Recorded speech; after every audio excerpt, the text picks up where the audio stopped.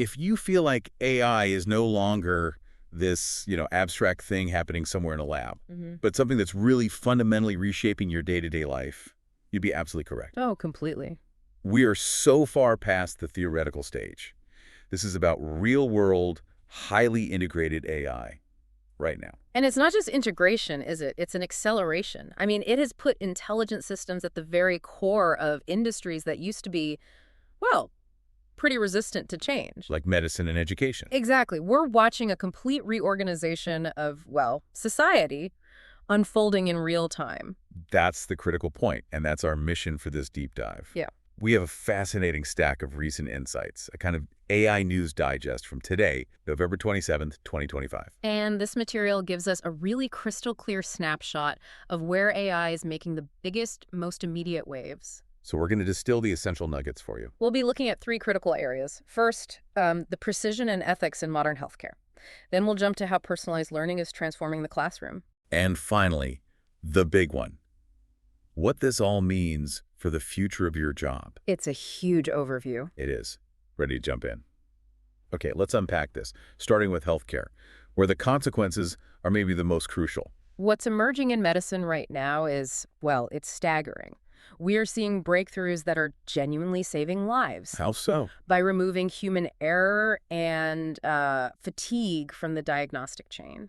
The sources really highlight these massive strides in patient care, especially around diagnostic imaging. We're talking about AI-driven systems that are significantly improving accuracy. And they're doing that because they rely on deep learning algorithms. Right. So if you think about traditional programming, it's all rules, right? If X, then Y. Deep learning is different. It just analyzes these massive volumes of data, thousands and thousands of X-rays, MRIs, and it learns to recognize these incredibly complex patterns. Patterns a human might miss. Exactly. Patterns so subtle that, fatigue or just a moment of distraction could cause someone to miss them completely. That explains the huge leap in performance then. It's not just following rules, it's learning nuance. Yeah. Do the sources give us any hard numbers on this? Any measurable improvements? They do, and this is one of those key nuggets you really need to remember. Recent reports point to specific studies in oncology. And in these studies, they integrated AI into cancer screenings. The result? They cut false positive rates by up to 12% and boosted the true detection rate by over 5% in the earliest stages. Wow.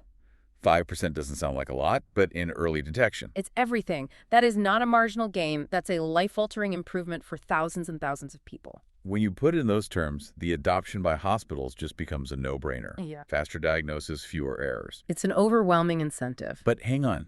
If AI is getting so good at reading scans, where does the human radiologist fit in, say, 5 years from now? Are we talking about replacement? That's the critical question, and the material addresses it directly. The sources all point to a collaborative future, not replacement. So the role changes. The role completely shifts. The radiologist goes from being the primary detector to being the critical verifier, the integrator of the AI's findings. They handle the complex, ambiguous cases the AI flags. So the AI does the heavy lifting, the high-volume work. Right. The stuff it has high confidence on. The human handles the nuance, the rare cases, and manages the relationship with the referring physician. Like a fascinating redefinition of a job. Yeah. But the conversation is also moving beyond just speed to personalized medicine. How does AI get personal? Well, traditionally, medicine treats populations, right? The average response to a drug. AI is different. It can analyze massive, completely disparate data sets for just one individual. It crunches everything: genetics, lifestyle, past treatments, biometric data. To find patterns. To find patterns unique to one person.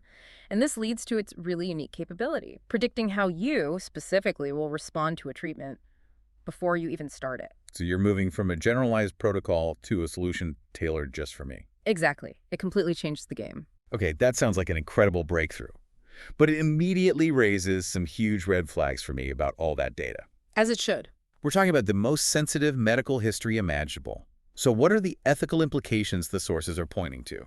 Data privacy is obviously paramount, but what's just as crucial is the transparency of the AI's decisions, what people call the black box prompt. Right, the black box. So if an AI recommends a pretty radical treatment and you can't see why, what's the danger there? The danger is twofold. First, if you can't understand the logic, you can't really ethically trust it, can you? Especially if it goes against conventional medical wisdom. I see.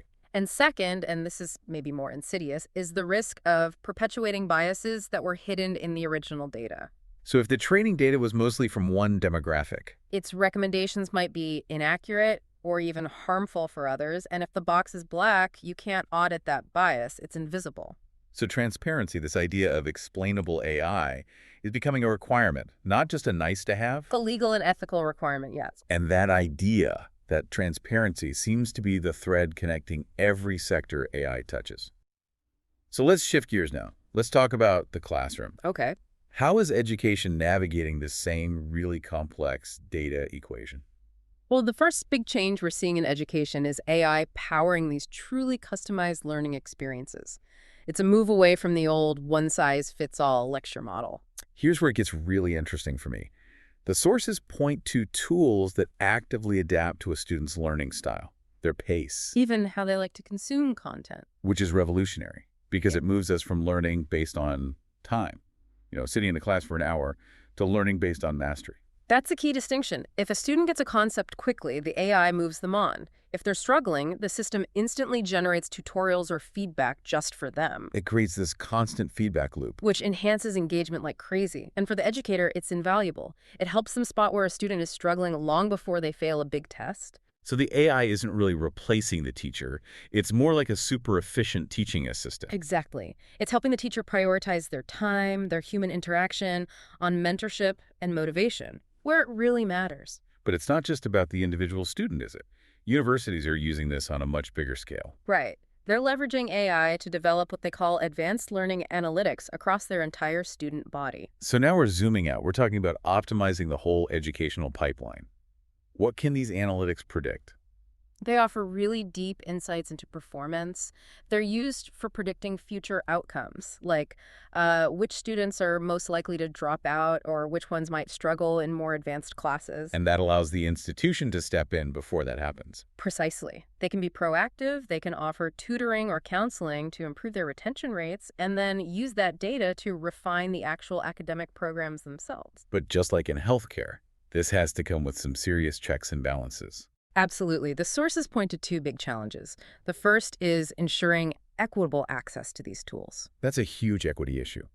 If these AI learning tools are expensive, the achievement gap between rich and poor school districts could just get wider and wider. It could. One solution that's emerging is the development of open source AI frameworks, maybe subsidized by governments or nonprofits, to make them more available. Is that actually happening? Or is it just a nice idea? We're seeing some real traction in university partnerships. But the other critical challenge, and you really can't stress this enough, is maintaining the human touch. Technology can personalize content delivery. It can't replace the spark of curiosity that comes from a great teacher. It can't teach critical thinking in the same way. It seems like the theme is AI as a force multiplier for humans, not a replacement for humanity. Well said.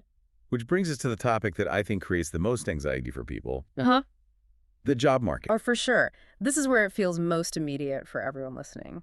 It is the highest anxiety point, but the reality in the source material is one of, well, duality. Creation and displacement happening at the same time. Often within the same company or even the same job. That's a tough thing to wrap your head around. On one hand, automation is taking over routine tasks everywhere, which creates these very understandable fears about job displacement. And look, the displacement of routine, repeatable tasks, that's a certainty. If a task can be automated, it will be.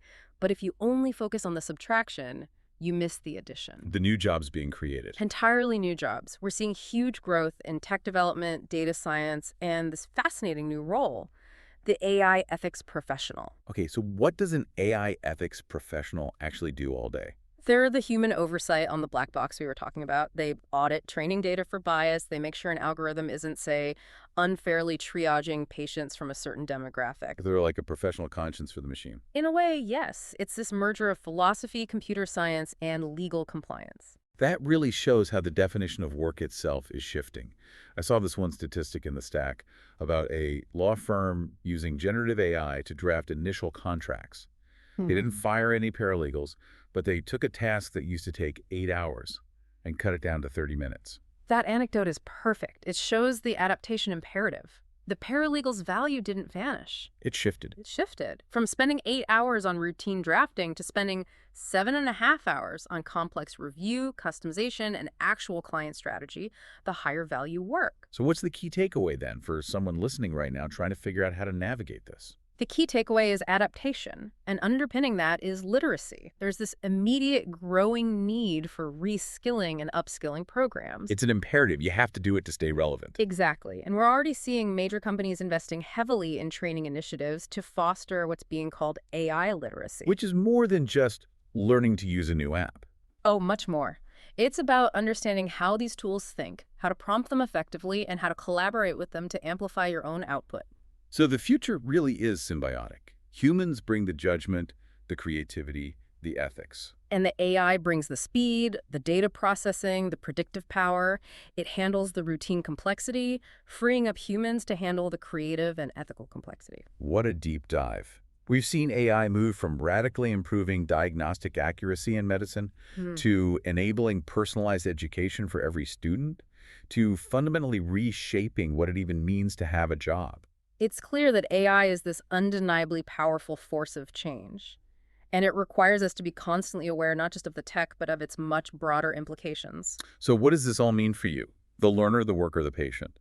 If we take the source material about personalized medicine, where AI is predicting your future health, and we combine that with predictive analytics that forecast your future educational success. You're left with a really critical question about agency, aren't you? If your AI health profile says you have a high chance of getting a specific condition in 10 years, and your educational AI says you have a low chance of success in a field you're passionate about.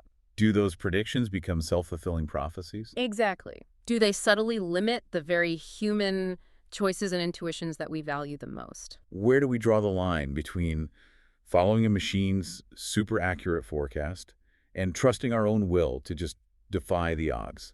That is a fascinating challenge to think about. Stay curious, stay informed, and keep asking the hard questions. That's the only way we navigate this transformation well. And we'll be here every step of the way for the next deep dive.